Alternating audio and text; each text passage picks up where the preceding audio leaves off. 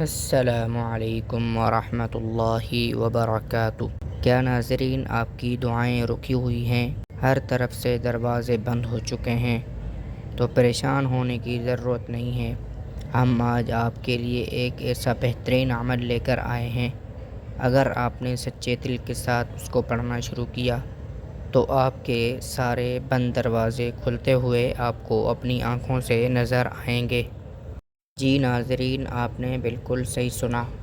ایک ایسا وظیفہ جو اللہ کے عرش کو ہلا کر رکھ دیتا ہے، آج ہم آپ کے سامنے اسی کو بیان کریں گے۔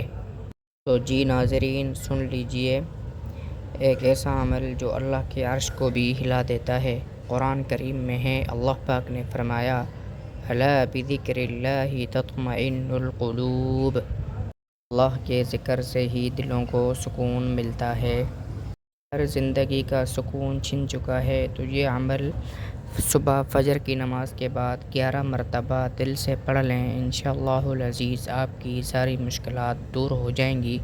حسبی اللہ ونعم الوکیل، نعم المولا ونعم النصیر۔ جی ناظرین، اگر آپ اس طرح کے وظائف اور قرآنی آیات کو سننا پسند کرتے ہیں تو ہمارے چینل کلام شفا وظیفہ کو ضرور سبسکرائب کر لیں، اور ویڈیو اچھی لگے تو اس کو لائک کر لیں، اور اپنے دوستوں کے ساتھ ضرور اس کو شیئر کریں۔ ملتے ہیں کسی اگلی ویڈیو میں۔ اللہ حافظ۔